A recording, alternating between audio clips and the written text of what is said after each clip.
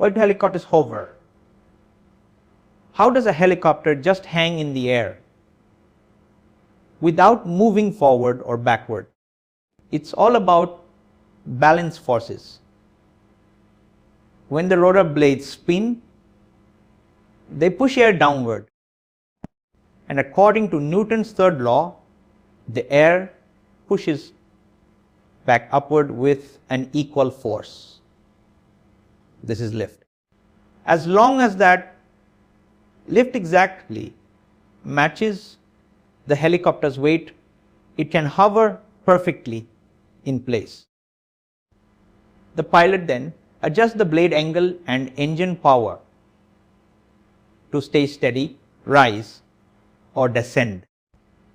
And to keep from spinning out of control, the tail rotor counters the twisting force from the main blades.